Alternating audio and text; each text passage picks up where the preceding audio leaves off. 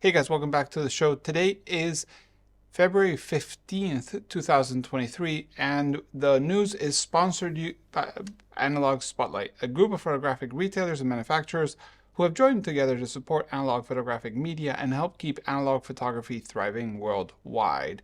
The brands are Cameradactyl, Cosmo Foto, Chroma cameras, Riveni Labs, RealitySoSubtle, Intrepid cameras, Pixl-ltr, Brooklyn film camera, ONDU cameras, standard cameras, 20th century cameras, Pictoriographica, Analogue Wonderland, Cinestill, large format camera store, Carmencita, Film Lab, RH Designs, Imago, and Alvandi cameras. So thanks to the sponsors, basically news are here on YouTube for everybody to watch. So it's been a couple weeks since the news. Basically, there wasn't too many the first week. Second week I was busy, so I guess we're here now. So there's a bit of a bunch of news, some good news, some, well, pretty much all good news, to be honest. First of all, we have negative supply with a 120 hood. So as you know, when you're digitizing film, you kind of don't want to have any external lights like the ones I have here right now for the video. It would reflect on the film and come back to your lens. So when you're scanning or digitizing your film, you're going to have bad reflections. So negative supply has made what looks like a bucket in a way, 3D printed bucket that basically like blocks all extra light from your film and your lens. So basically it's like a hood, but it's reversed. So it's like a 120 hood for the holder. Then we have news from Valoi with a new Advancer kit. As you know, Valoi does also digitizing equipment. They've made a new kit for the Cinestill light and other things. So they have a special introduction kit, which is available and discounted at the moment. Also coming from Valoi, we have a new essential copy stand. If you are into digitizing film, you know copy stands are either bulky, old, very expensive, too small, too fragile, and so on. So this essential film copy stand from Valoi, which actually is sitting just behind me because Valoi shares studio with me, is this one. So it's made out of aluminum extrusion. It comes in a pretty flat package. It's affordable, starting at 129 euros, and has an extension option of 149 euros.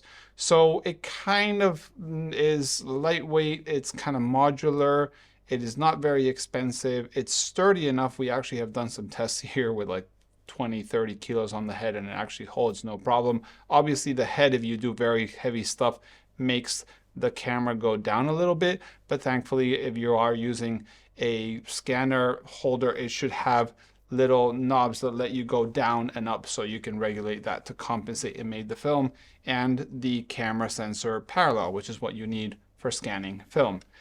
Then we have the Valoi New Duster. As you know, dust is your enemy. So basically Valoi has made this duster, which is basically anti-static brushes, but now it's black, like matte black. It's pretty cool, but is available also. Then we jump to Light Lens Lab with their 50mm Panchro lens. So Light Lens Lab, who has been replicating or basing their lens design on vintage classics, has now done the 50mm Panchro from Cooke, or I guess it's Cooke. It's famous lens manufacturer for cinema and other things. So they're making this 50 Panchro. It's a 50mm f2. It even has the bunny ears for focusing. It's all in their blog. Thank to Light Lens Lab for having this blog where you can see things that are coming. And also they have posted about the 1966 50mm f1.2 Noctilux based lens. And the update is amazing. You see all kinds of behind the scenes of lens manufacturing, from how they make the lenses, how they coat the lenses, how they cement the groups, and so on. This is amazing to see. I love seeing this kind of stuff because nowadays, you know, you get lenses and you know they're good or bad or whatever, but you don't see how they're making them. And seeing it is really, really interesting. Okay, this is a piece of news that's a little strange. Someone from here on YouTube, a commenter, subscriber, viewer, whatever you want to call it, has let me know about a new Chinese camera, a 35mm camera that shoots film, that has shutter speeds up to, I think, 1/2000 and so on. So it sounds like a new camera. But this camera is called Alstar DN60 camera. It seems to be based off that Cosina body that a lot of manufacturers used, the one that was in the Nikon FM10. And this seems to be sold now through an Italian seller. But this camera, by doing a couple of Google searches, seems to have been available in the past. I don't know if this is new old stock that someone found in a warehouse and is putting now available to everybody, or this is actually a new camera that maybe is repicked up and manufactured somewhere in China. I don't really know. I'll leave the link below, but it's Nikon F mount. It has a bunch of cool features. And it's literally just like if you grab the camera from the early 2000s and just make it again today.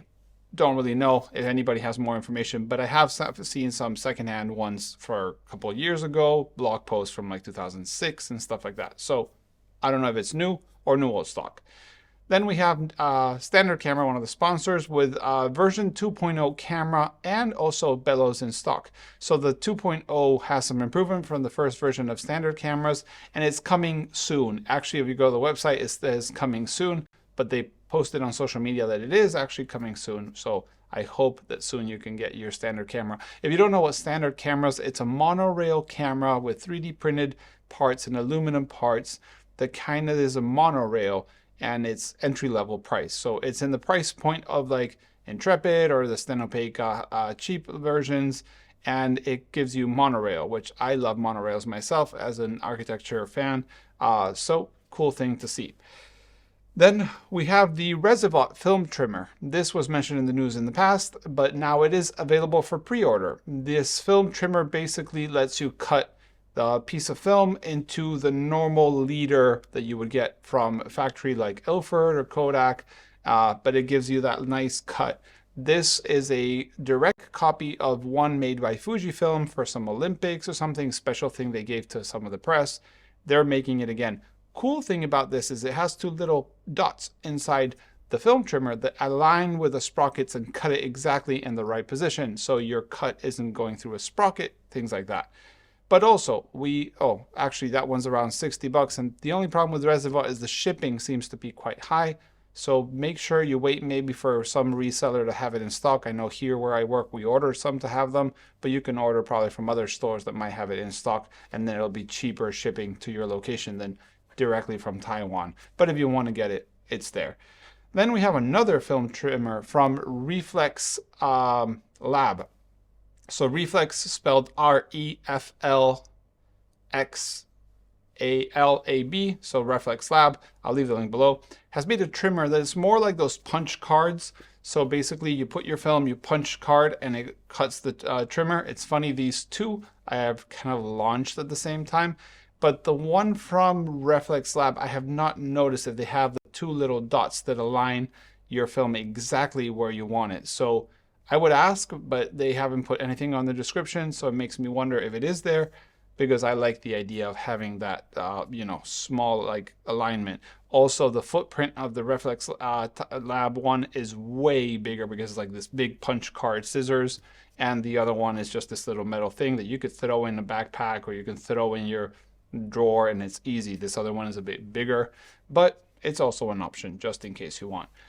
Then we have Riveni Labs film puller. So we go from film trimmer to film puller.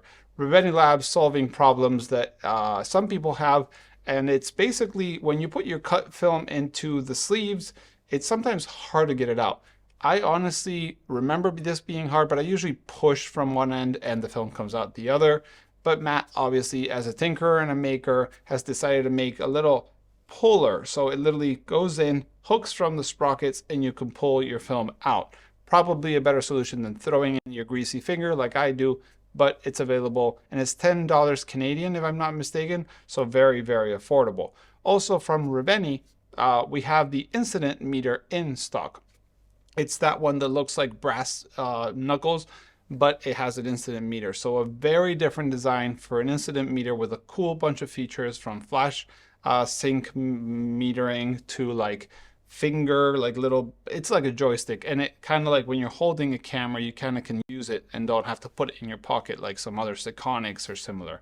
So pretty cool. It's in stock. I just checked, there was 23 of them at 250 Canadian dollars. Then one instant, the people that are still making peel apart film today, the only people making peel apart film today to use on your land camera or, you know, FP, what is it called? I forgot. Not FP100C, that's the film, you know, the back for 4x5 and so on. They have announced a pre-order for instant, one instant Choco, like chocolate film.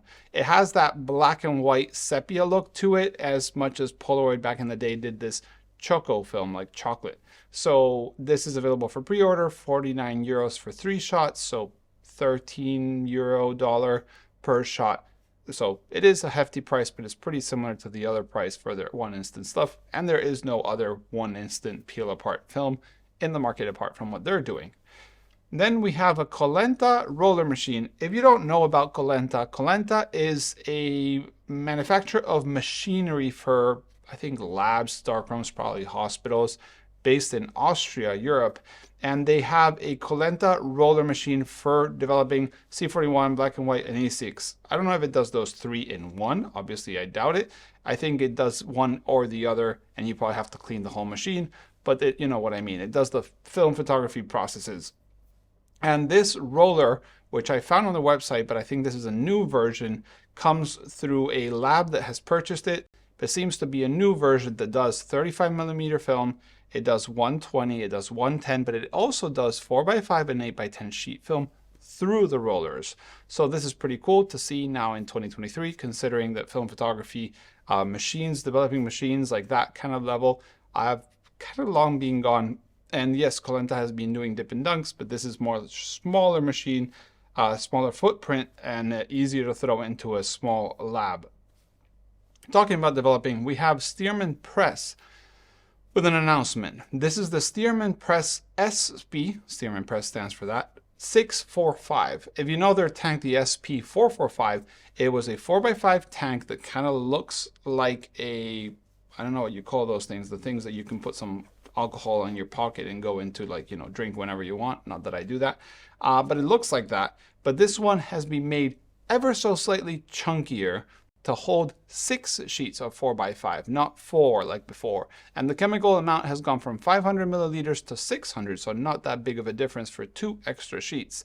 This one will hold the same lid, so the tank has kind of like widened on the bottom, and it is a black tank. It is hard to take pictures. They said that basically, I think the film holders are the same. It's the side panels that are slightly different. So this is really good news, because I am one of those that shoots 4x5, and when I shoot 4x5, even though I've kind of left 4x5, I do more than 4 sheets at a time. I like the 6 sheets. I actually use a Jobo tank that does 10, which is amazing for like a liter. But you know, this one does 6 with 600 milliliters and is super small footprint. Again, fits in a, you know, cupboard or drawer in your house or in your darkroom without disturbing too much. Very easy tank. I really like using it. Then we have the Hedical Lime 2 light meter. If you don't know what this is, it's a cold shoe, hot shoe light meter that was introduced a while ago, but this is the second version. And it's very small, very flat, and actually finished in black and silver. And now they've CNC'd machined the inside of the light meter. The outside used to be metal, but the inside used to be 3D printed, at least the version I have. And now it's CNC'd, and it's included a lot of more features that are on the website. It's already sold out, but I'm just letting you know because it has been announced. And it has a little wheel that you click, and then you can change the settings. So this light meter basically is for those cameras that either have a busted light meter, have no light meter at all, or if you prefer metering outside the camera and not in the camera because maybe you don't like that. So this is available, like I said, kind of sold out. Maybe it's back in stock, but I'll leave the link below. You can check if it's available. Then we have MS Optics with a 36mm f1.3 M-mount lens. This, I find it hilarious. It's 36 instead of 35mm, instead of 1.4 is 1.3. We all know lenses usually are not exactly the millimeters they say and exactly the f-stop they say. That's why in cinema they use t-stops because it's accurate and f-stops are not. But it's interesting. This is very, very, very small lens as MS Optics usually does. And it's a little bit different, 36 1.3. It's available right now. Then we have Alvandi, another one of our sponsors, with an 8x loop. So Alvandi has come out with an 8x loop and a 6x loop. And they're called long loops, if I'm not mistaken, for large format, or even maybe looking at your negatives on a light table. But this whole concept is, you know, a loop for your ground glass, which you look through. I've never been a big fan of big magnification. I find that you end up focusing on the grain of the ground glass, but a 6x is okay for me. And the prices are around 185 euros or dollars, and you could order already. Then going back to something different and someone completely different, Kaiser, the manufacturer of multiple photography-related products, has made a camera foot pedal.